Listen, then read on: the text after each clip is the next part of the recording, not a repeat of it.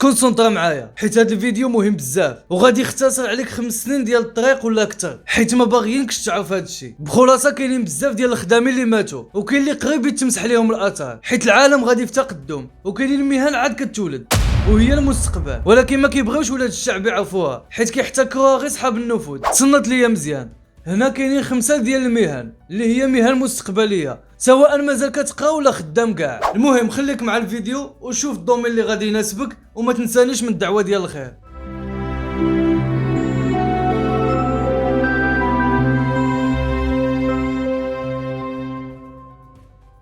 المهنه الاولى بديت بها حيت هي المهنه ديالي ولقيت فيها راحتي، واللي هي سايبر سيكيورتي او لا الامن السيبراني. المهمه ديال هاد الدومين هي الحمايه ديال الشبكات والمعلومات والداتا ديال اي شركه، وما يمكن حتى شي شركه تستغنى عليه. راه بلا به كتبقى الشركه منها الهجمات الالكترونيه، يعني اي هاكر قاتلو وبغى يهاجم شي شركه غادي يلقاها ساهله. داكشي علاش كيحتاجوا واحد الانسان اللي غادي يحمي ليهم لي دوني ديالهم، وكاينين بزاف ديال التخصصات في هذا المجال.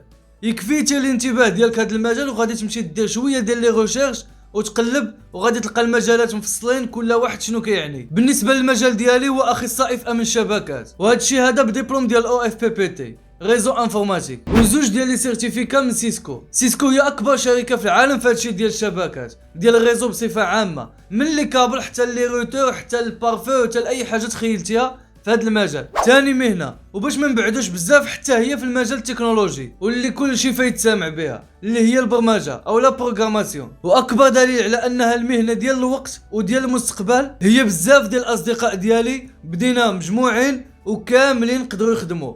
كاين اللي خدم مع شي شركه بشي ثمن مزيان، وكاين اللي دار خدمه ديالو بوحدو والحمد لله راه مزيان. حيت كيف كنعرفوا هذا المجال معروف بزاف، وباش تعلم ليه اسهل حاجه خصك غير العزيمه والاراده. بالنسبه اللي خدام ولا ما عندوش الوقت كاينين دي كورس غير في يوتيوب وزوج كتوبه وهانت ناضي، ومع المده والاستمراريه كتزيد تقدم وتطور من راسك. واللي عنده الوقت وباغي يقرا كاينين في او اف بي بي تي وكاينين في او اس تي وكاينين في ام سي اللي تيقريو هذا المجال. وما نساوش الاخوان لي سيرتيفيكا اونلاين حيت مهمين بزاف في هاد لي دومين تكنيك، مثلا ريزو انفورماتيك ديفلوبمون بروغراماسيون حيت كيعاونوك بزاف وكيكون عندك حظوظ كبيره في سوق الشغل. وحتى البروغراماسيون فيها بزاف ديال التخصصات، غنعطيكم بعض الامثله. يمكن لك تولي مطور ديال المواقع ولا تطبيقات ديال الهواتف الذكيه ولا مطور الالعاب مثلا، وزيد. ولكن نقطه مهمه بالنسبه لهذا المجال، اي مجال تقني خصك تكون عندك اللغه الانجليزيه تقبيه، غادي تختصر عليك بزاف ديال الطريق. ما تيهمش تكون عندك لاكسنت ديال الهضره، غير المهم بعدا تكون عارف شنو كدير، وحتى الا شتي شي حاجه تعرفها شنو كتعني. هذا هو المهم. المهنه الثالثه وحتى هي في المجال التكنولوجي اللي هي تحليل البيانات. فاش كنتاخذوا كاملين شي قرار سواء غادي ياثر علينا دابا ولا غادي ياثر علينا من بعد واحد المده، اولا شي قرار مصيري، راه كيكون مبني على واحد التفكير اللي مطول وكتشوف كاع داكشي اللي داز عليك وداكشي اللي باغي انت مستقبلا. هاد القضيه هي التحليل ديال الماضي ديالنا وتوقع المستقبل اللي غادي يجي ان شاء الله. بكل بساطه هكا حتى مجال تحليل البيانات، اي شركه كبيره كتخدم معاها محللين ديال البيانات ديال من ديال العملاء وديال الكليان ديالها، وهادشي كامل باش تزيد الهامش ديال الربح وتزيد تبيع مزيان. ولكن بالنسبه لهاد المهنه اللي بغاها غير خارج المغرب، حيت مازال ما تبداش عندنا من هنا 50 ولا 60 عام، حيت كتبغي شركات يكونوا كبار. وكيف كتعرفوا حنا عندنا شركات الكبار في المغرب قلال، وإلا كانت عندك لونجلي اللي هضرنا عليها قبيله راك تقدر تخدم اونلاين. والمهنه الرابعه سهله بزاف وما غيخصك لا فلوس لا راس المال، خاصك تعطيها غير شويه ديال الوقت وشويه ديال الاهتمام والقانه بطبيعه الحال، واللي هي التسويق الرقمي. بزاف ديال الشركات تحولوا من ارض الواقع للمواقع. مثلا شحال هادي كتلقى شركه مخدمه بزاف ديال الناس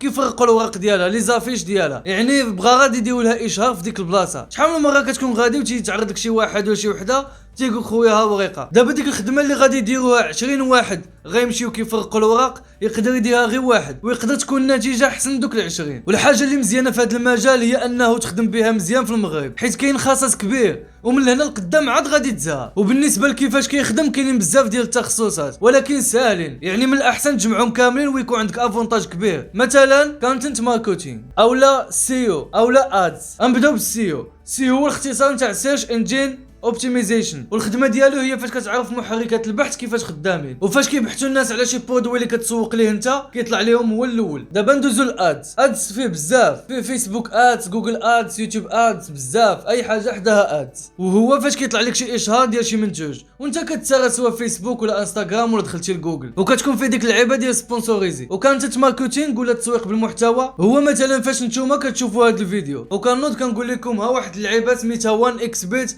الا تيشارجيتيها غتقبض 130 دولار وغتولي ملياردير. ولكن هنا غادي نقول لكم انا باللي راه حرام وما صالحش. يا ايها الذين امنوا انما الخمر والميسر والانصاب والازلام رجس من عمل الشيطان فاجتنبوه لعلكم تفلحون.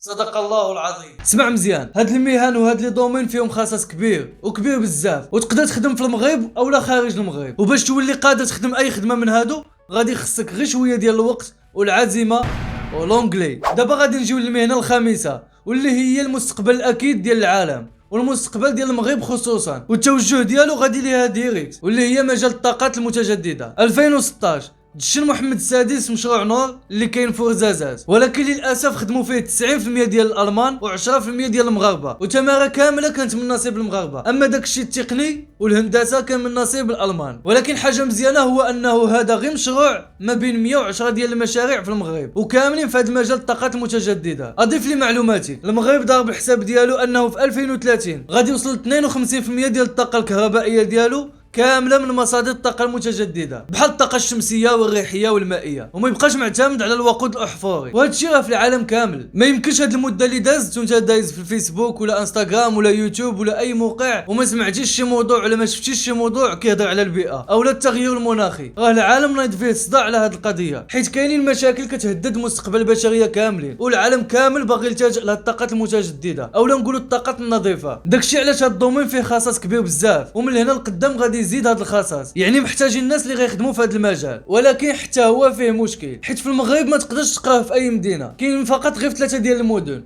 اللي هما ورزازات وطنجة ووجدة. يلا تفتحوا معاهد ديال هاد المجالات، وماشي غير اجيو تقبل فيه، خاصك تدوز امتحان كتابي ومن بعد شفوي، وعاد كيشوفوا واش غادي تقبل تقرا هاد التخصص ولا ما غاديش تقبل. النصيحه اللي نقدر نعطيها لاي واحد هي قرا هاد الدومين والخدمه مضمونه باذن الله. شوف ركز معايا مزيان، اختار المجال اللي غادي يناسبك واللي يصلح لك واللي غادي تلقى فيه راحتك، حيت الراحه ديالك هي اهم حاجه في هادشي كامل. باش غادي تخدم شي خدمه اللي تكون مرتاح فيها كتعطي فيها اولا، يعني كتزيد تنتج، واصلا الحياه قصيره باش تدوزها في شي مهنه اللي ما كتبغيش. واللي عنده شي سؤال يخليه لتحت.